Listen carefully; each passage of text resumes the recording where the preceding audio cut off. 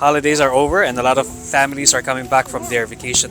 Now, if you're one of the few individuals like Jeng and Jad who represent the normal type of working parents, a lot of our friends after the pandemic started to slow down their cycling. In fact, some of the other people stopped cycling because they said that their schedule does not allow them to be on the bike anymore. So this episode is all about representing those people that there is a way of skipping time-consuming trial and error. You don't have to do a lot of mileage. You don't have to do a lot of expensive upgrades. You can have the best cycling experience on day one, skipping all the unnecessary purchases, unlimited bike fitting. Although it sounds good that there's an unlimited bike fitting program, it just says that nothing is being solved. So we have what we call biomechanics, but deep down we have what we call biomimicry. Have you heard of biomimicry? First time? Okay. So biomimicry means that we use nature. How nature designed things to be to help us solve the complicated problems of human movement or human tools. One primary example of biomimicry used in engineering is the bullet train. So if you go to Japan, you check out Shinkansen, how they started shaping the bullet train was based on biomimicking the kingfisher bird, the one with the long beak.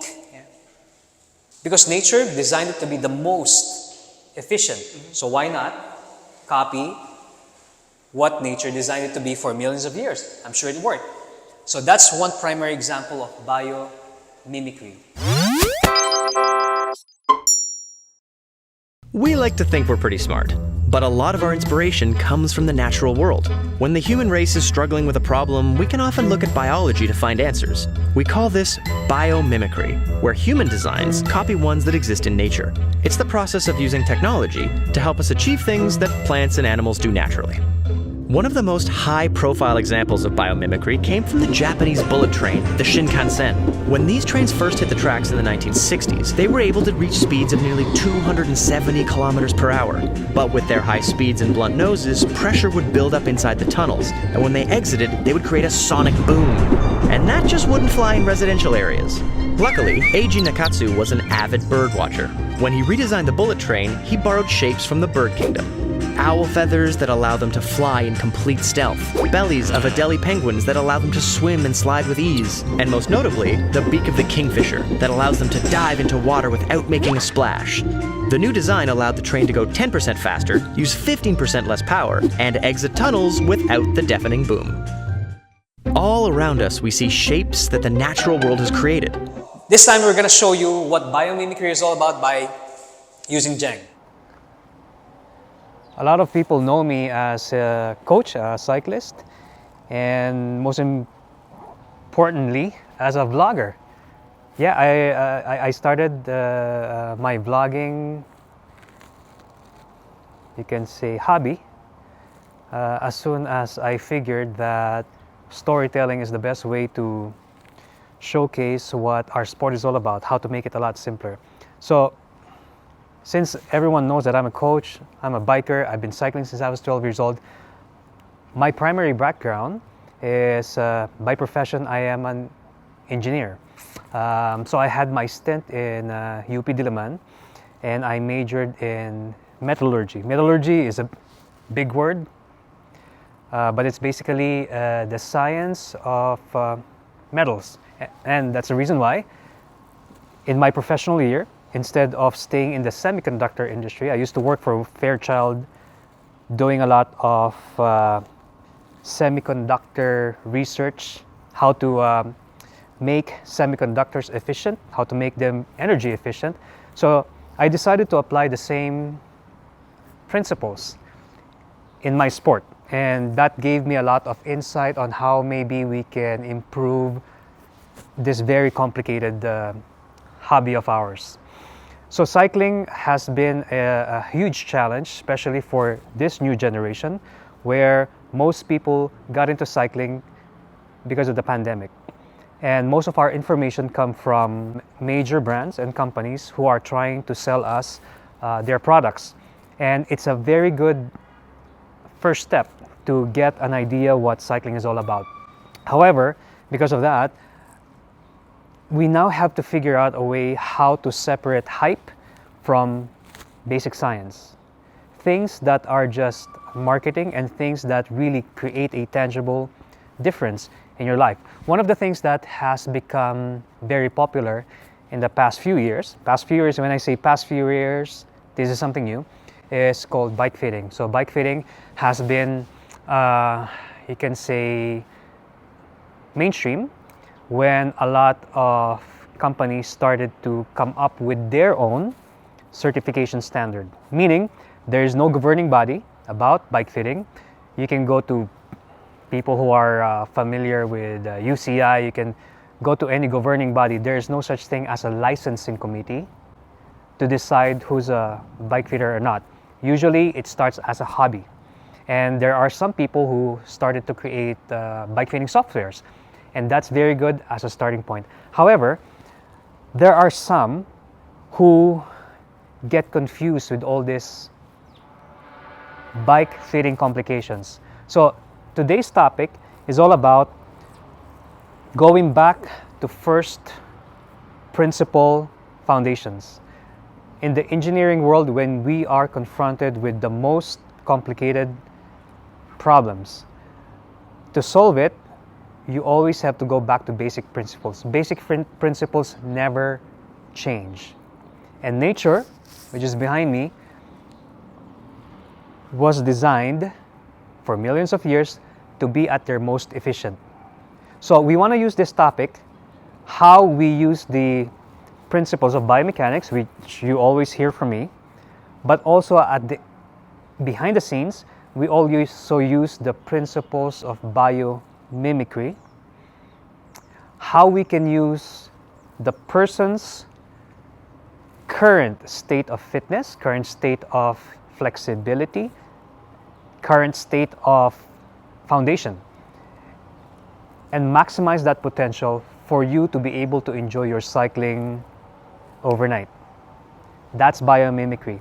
Yes, we can do a lot of the stretching, we can do a lot of the manipulation in the body, but in reality, you can never do that every day. Every single time you bike, you cannot go out and do your special stretching. Doesn't happen. That's not reality. All you want to do is, as soon as you wake up in the morning, go to your bathroom, do your morning ritual, and then go on to the bike.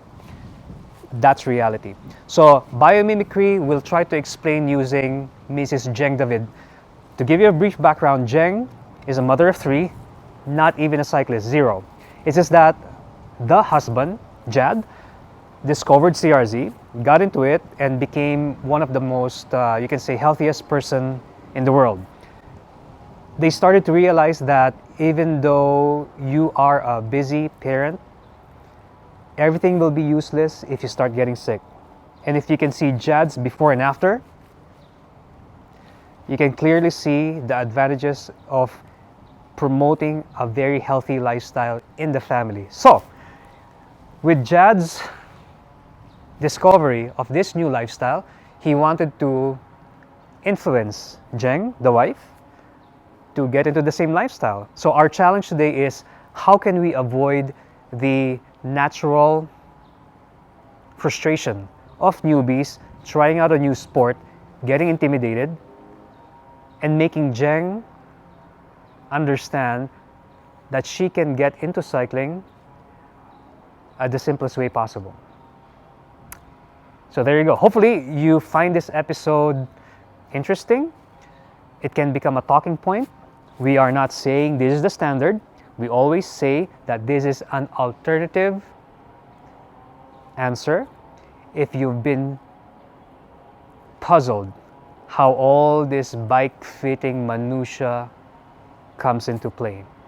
And hopefully this might help you do your own DIY bike fitting at home, most especially for people who do not have access to a professional bike fitter in your area. Not everyone has access to a bike fitter. So hopefully this video, you can share it with your friends, and do it at home. Okay, so I'm gonna go back and show you what happens. We start the entire process by measuring Jeng, taking her physical measurement, and then building a custom made to measure bike, meaning we handpick the parts so that she doesn't have to replace any parts after the build.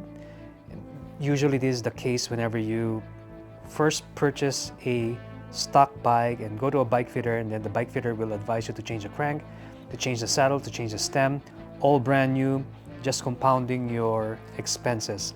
And the worst part is that even if you just bought the bike brand new and you start suffering from numb fingers, lower back pain, you still have to pay for the bike fitter to tell you your day one mistake. So if we can all skip that, we do it. And this is Jeng's third step. So just facing that window, like that, and like this. There you go. Drop your hands. Okay. So, without a bicycle underneath Jeng, this would be how nature designed her posture to be. And what's this posture? There's no pressure on her deltoids, no pressure on the shoulders, no pressure on the hands. Yeah? Plus, at the same time, you also notice that her hips automatically went backward. Next, the same position, hold on to your hoods. That is something that has less stress to her core muscles. Now, imagine on the same position, I would tell you to go to your 90-degree position, go to your 90-degree now. Perfect. Same posture, stay there, go to your drops now. Perfect. That's it. So if you notice, no stress on the lower back, no stress on the legs, no stress on the deltoids, no stress. Literally, no stress. And then last one, go to your hoods again. There you go. There you go. So if I put her on the bike, that should be her posture. Next. There. And then do this. There you go. Just hold that. So that would be her posture that she could hold without a bike underneath her. Okay, now we're gonna transfer this to the bike. Okay, stand up, easy, done. Woo! You need to sprint. So this project is all about how can a simple mom of 3 can be a biker. Okay, hop in. Let's see the difference now. Right, okay, so this is Jeng now. So instantly, not even a biker, no experience in cycling, a professional Maggie trainer. This is Maggie. You can already see the difference in posture. More relaxed, more upright, okay? Wrist, tilt. There you go. Some more. There you go, okay? That's where all the, just keep on riding. So this is her posture now after her, you can say, biomimicry session. Some of the, you can say, areas that you might want to see. The distance of her hips to the hoods is more compact.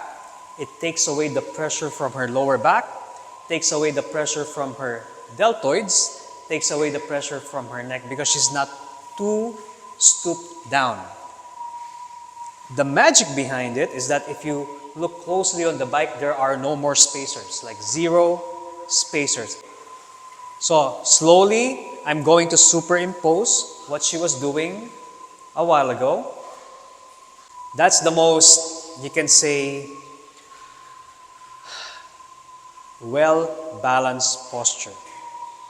Slowly, just slowly, put your pinky on the brake hoods, at the higher part of the brake hoods, and press your wrist onto the handlebar. Go.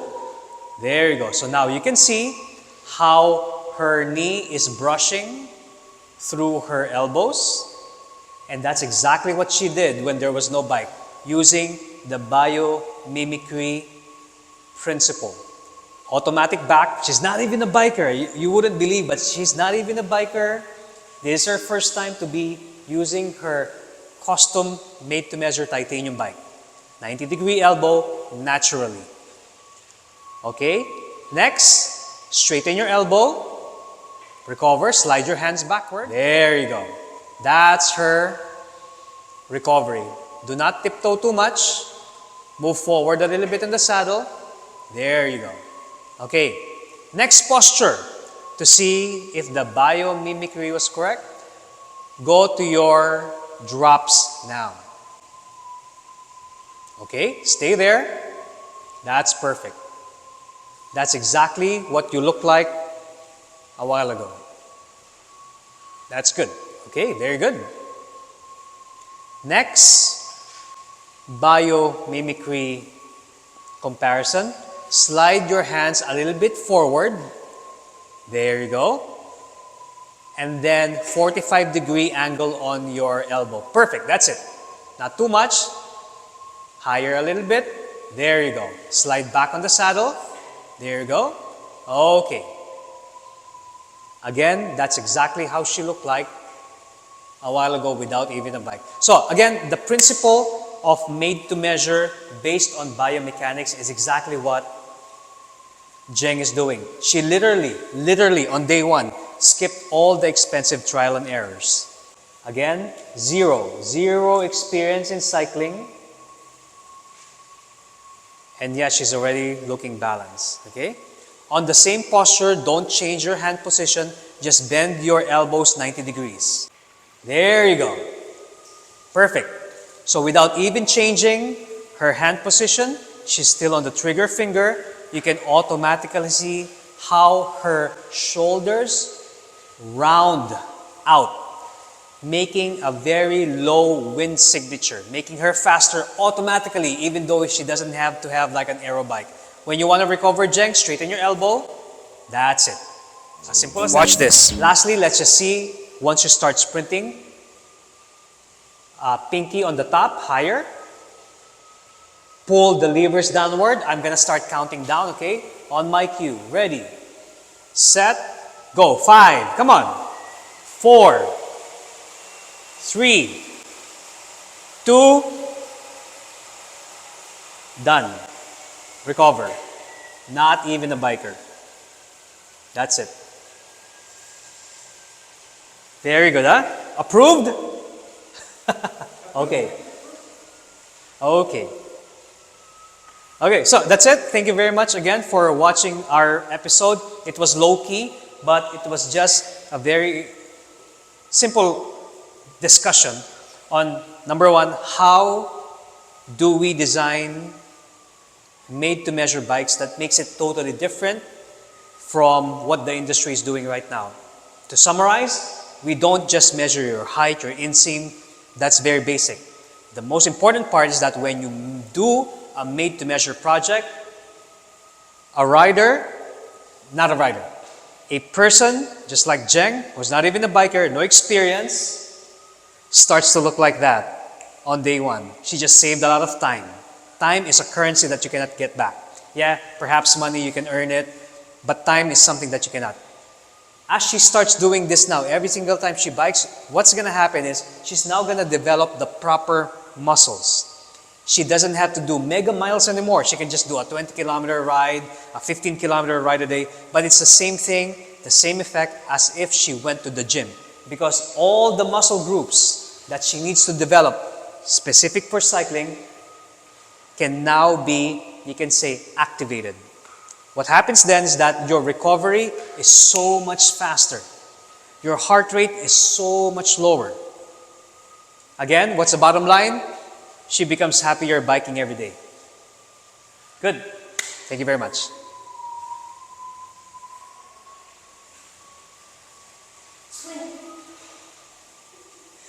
Are you happy, Maggie? Again, welcome to our studios. If you need help, contact us on our Facebook page, Instagram, WhatsApp. We're always here. We have a studio in the Philippines, this wonderful studio, very minimalist, nothing like. We also have one in Singapore. So if you are in Singapore, let us know. We can make an appointment for you. And maybe perhaps a made to measure is in your radar, the cleanest made to measure bike. No cables whatsoever.